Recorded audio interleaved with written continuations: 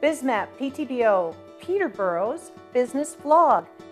Each episode creates a business map to your success. We will introduce you to people and places in our city who will help you make it happen, showcasing why Ptbo is the place to live, play, and prosper.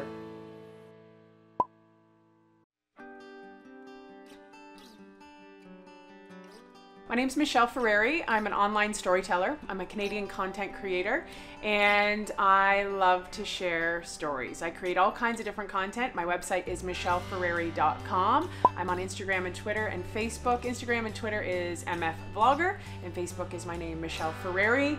It's with an E, not an A, because Michelle Ferreri is in a different industry, an erotic industry.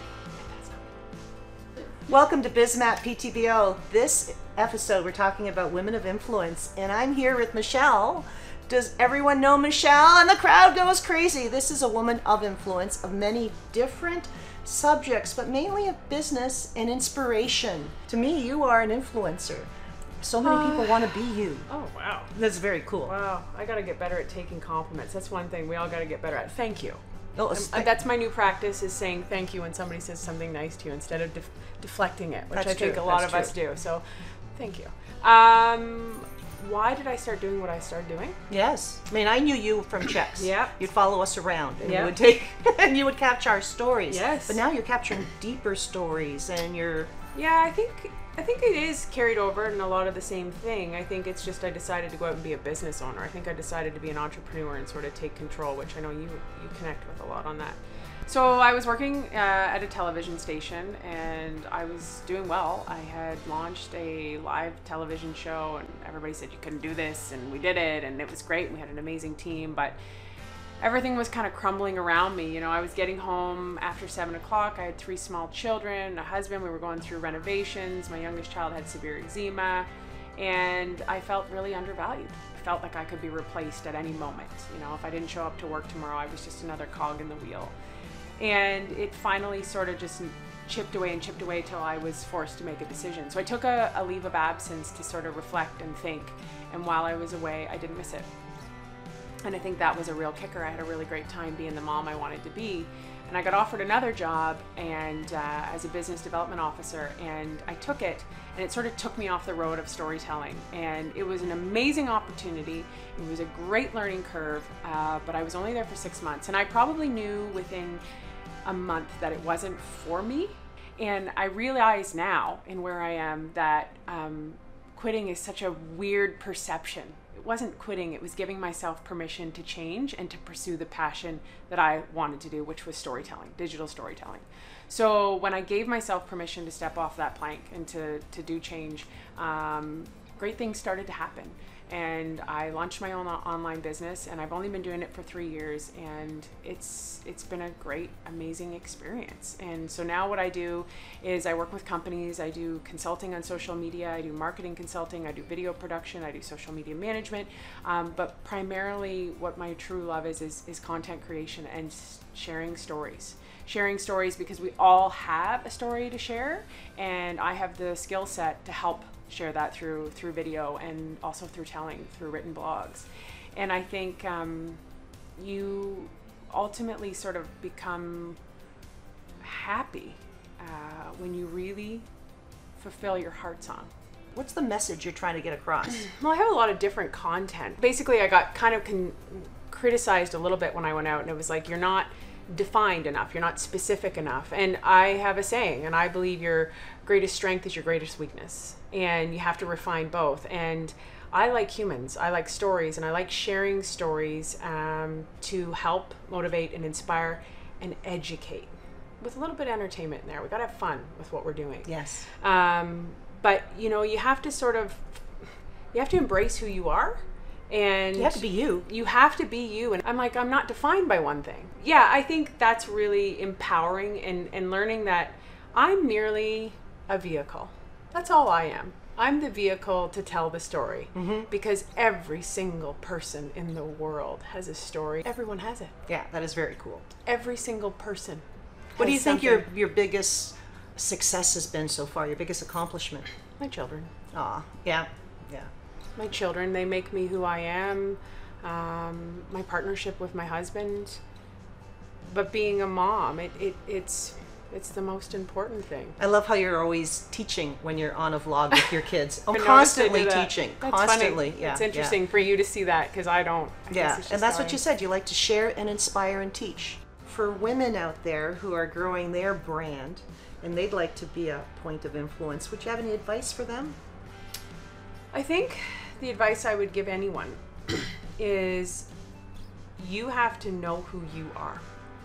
There was a powerful quote I heard from Brene Brown. Do you know? She's pretty awesome. And she said, that's non-negotiable. So in business, Don't let anyone compromise you. you can negotiate price and you can negotiate the contract, but you can never negotiate who you are. And that comes down to integrity and dignity and your beliefs and your mission statement. And when you know who you are and what you want, and that sort of, like I go back to that sort of top down of family first for me. Yes. Every decision comes from that and knowing who I am. And it makes it so much easier. You don't question yourself as much. You don't get wishy-washy and you don't live in fear. And fear, I think, is our biggest roadblock in business of making decisions that can further our career. Well, Michelle, thank you so much. Thank you so much for sharing with us who you are. Don't live with your fear. And thank you very much. I appreciate you coming. Women of Influence, the woman of influence for Peterborough. Oh, I'm not going to be able to get my head through the door.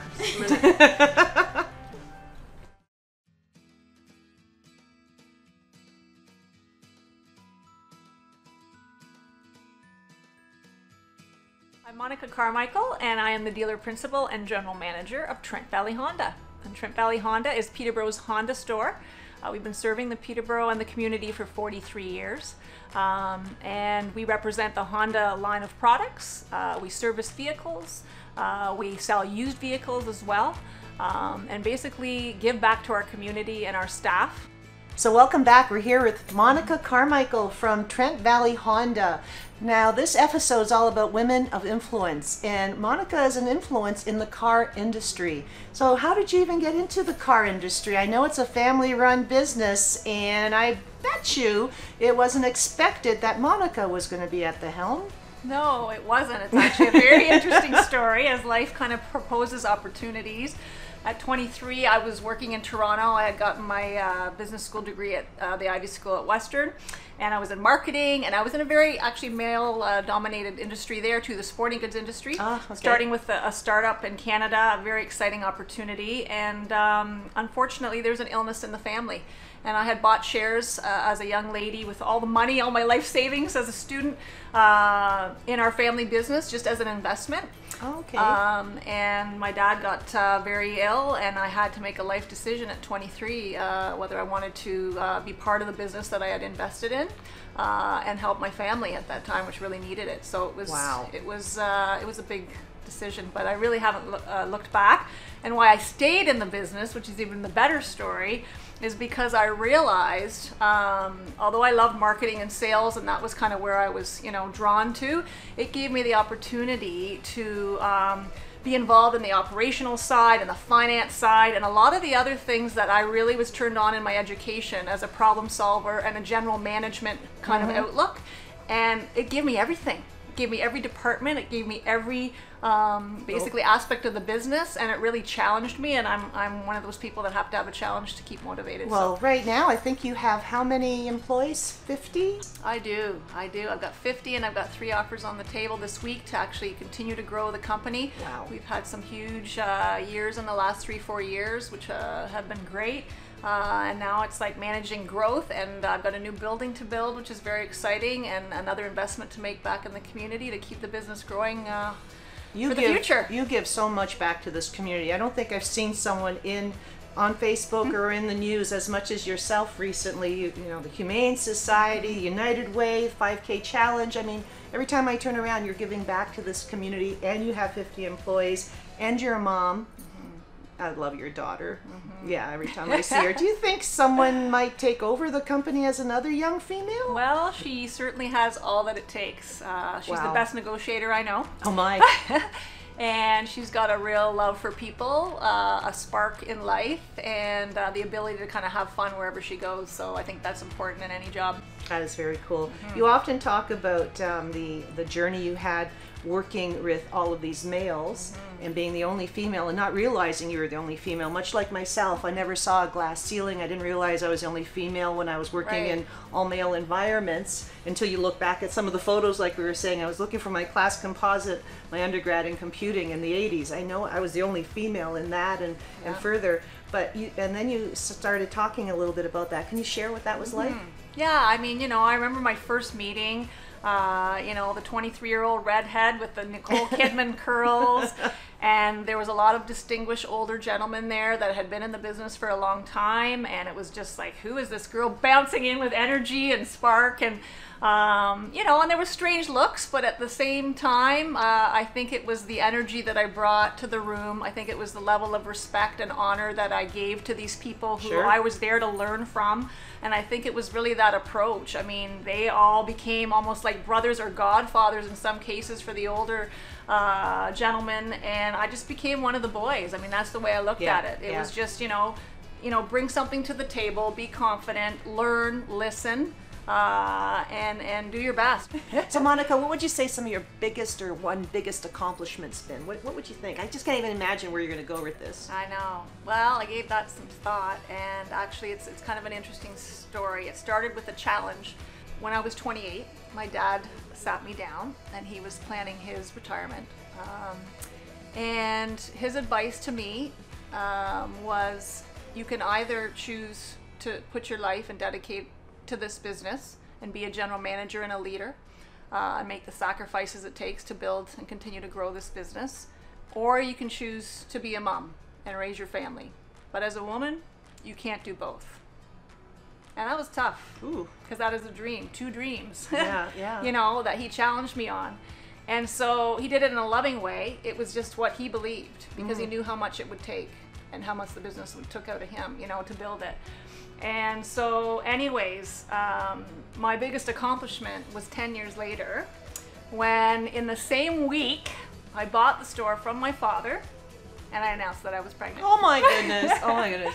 And to be a single mom and kind of go through the journey and continue to grow the business and dedicate the time that I have and try and balance it all has definitely been my biggest accomplishment.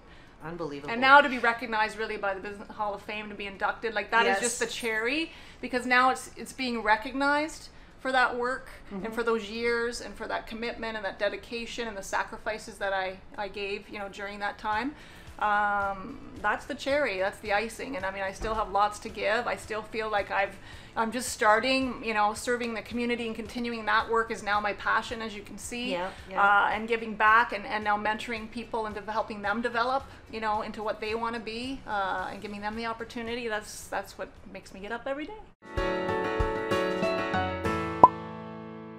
Hi, I'm Bianca from NB Media Productions, and we're filming today because we want to know a bit more about women of influence in Peterborough. So I wanted to take this opportunity to interview my mentor, Sofie Andreou, because she has influenced us in our business a lot and been an incredible person in our lives. So I feel like I want to hear from you and talk a bit more about your story. Well, I'm Sofie Andreou, and I help companies realize their digital marketing success. And doing that is by training. I love going in and finding out what it is their special powers are, what their purpose is, what they want to be known for in a year's time, and I help them understand what they need to do to get that message out there. In that, I help them with their search engine optimization, I help them with their social media, and absolutely love what I do. I wake up in the morning, I just can't wait. I just love it. So how did you end up here in Peterborough? Now, how did I end up here? Well, I was working on Bay Street for Bell Canada in corporate Bell and corporate Bay Street, and then I ended up being part of a startup after a while, and I loved that. I was a chief operating officer of a company, and we had gone public, and we lost all of our money. And of course, at that point, you put your own money into it, so I lost everything. And I didn't even have enough money to buy milk. I remember thinking, what am I gonna do? So I had a home that I owned in the beach of Toronto, in the beaches. So I thought, well, I need to sell this, pay off the debt which I had that had built up, and move somewhere that I could afford to buy. It was very humbling because a lot of my ego and who I was was, I guess, part of my title, and my personality and my identity was all one. And then when I went broke because there was a .com bust, we had investors just throwing money at us, and it went belly up, and all of a sudden I had to figure out who the heck I was. I fell in love with Peterborough, and I stayed in Peterborough after the relationship I was in did not work, and everyone who knew me thought I was going to end up back downtown Toronto, living in the beach or living on Bay Street as I was. But I fell in love with the people and the community here in a way that I didn't even know existed when I was in Toronto. When I came up here, I realized there's an ecosystem of people that you could actually work with. And I'm not shy, obviously, so I was working with a lot of people in Toronto and I networked there, but not like here, and I absolutely love it. I reinvented myself here. Instead of working at a corporation, which is what everyone thought I would end up doing somehow, or I ended up starting my own little company. And it had a few different jogs along the way, and I'm glad I did, because I started my company here. The vibe for entrepreneurs is huge here. The support is huge. And then when I saw what it took for me to start my own company, I started giving back in this community on helping others succeed in starting their companies and mentoring. And it's just something that I just love doing. I don't know, maybe it's because I haven't had kids and I love mentoring, but how I ended up in Peterborough is out of fear. I was scared. I didn't know what to do. I didn't know who I was. And I'm glad. I'm very glad I ended up here. So can you tell me a bit about what you feel is your biggest accomplishment? Oh, biggest accomplishment. Let me see. You'd think I would have known the question since we just interviewed a bunch of people. So biggest accomplishment, I have to say, is working with my husband. He's my partner in my business, you know, and that's not something I planned to do. And he has helped this A-type, nutso person that I am turn into someone that actually can leave it all behind and go, and he'll find these remote hot springs in the middle of nowhere where there's no ability to connect to anything, and I can turn it off for a week or a month. This Bay Street person would never have done that. My success was always geared at how much I could do, how long I could work, you know, and like how much, you know, caffeine could I have so I didn't need to sleep. And that was success, right? Work. Yeah. Now I think my biggest accomplishment is knowing that I set goals every single month. I'm very goal driven. I know exactly how much time I want to spend with my husband. I know how much time I want to spend with my dogs. I know how much time I want to spend with people that mean something to me. And I know how much time I want to work. And I do that every month. I schedule everything, or else my work takes over because of ego. So my biggest accomplishment, we took 3 months off last year, and our company has grown fourfold. You know what I mean? Like it's, so I think that's our biggest accomplishment, that it's almost a luxury to be able to have time for myself, for ourselves, you know? Yeah. And that's what I think my biggest accomplishment is understanding how to balance. Hi, I'm Catia Skinner. I'm the owner and strategic planning director at Mega Experience. At Mega, we help organizations to fully understand the DNA or basic elements of their brand, and we help them to connect these basic elements with consumer behavior. So basically, we fully understand, like very, very deep, what are the challenges that organizations are facing, and how to leverage marketing strategies to achieve their goals.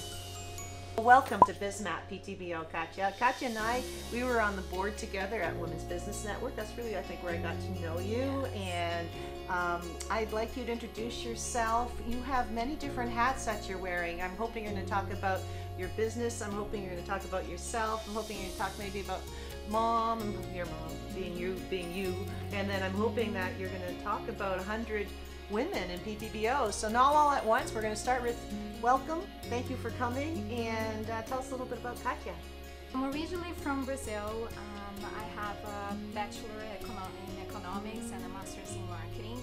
And And in 2008, I decided to resign from my position as marketing manager in a very respected software company in Brazil to immerse myself in English language studies in Vancouver.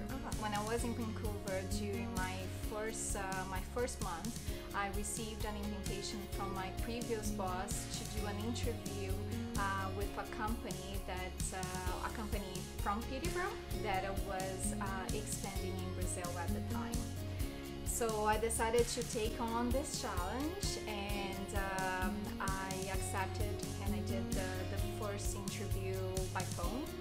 My first month just in Vancouver, but I did well, and then on my way back to Brazil, I stopped in Toronto for an in-person interview. And their last question to me was when I would come back to Canada. Just a few months later, I arrived in Peterborough. And within my position with the company, I was able to help the organization to expand in Brazil and then in Australia. How exciting. After I helped them to increase presence worldwide. Always when I was doing the marketing strategies as I'm working with them, I was always looking for something like new, innovative ways to help me with the marketing strategies. For that company. Yes, and I was always looking for something new. This desire to do something completely different, it's how Mega was born. The biggest accomplishment for me comes with the biggest challenge that I just said. So I do believe that my biggest accomplishment was to move to a new country, to learn a different language, and to fully immerse myself and live that new language. Because one thing is for you to study a new language, and another thing is to be fully immersed and living and breathing that new language. New language, new culture. Exactly. You've left your family behind, your friends, everything. Exactly. Yeah. So for me was to take all the experience and all what I have learned in Brazil and translate to a new company with a new culture. So I do believe this was my biggest accomplishment. And I learned so much from people, and I think this is so important.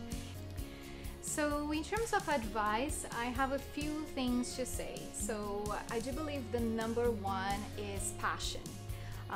So I do believe to find what is your real passion is really important, because everything becomes much easier when you have passion for something. All the challenges that you may face when you are creating a new company or you are taking on a new project, everything becomes much easier when you have that desire to do things for the best. My second advice would be to listen and learn. I think it's really important to learn from others.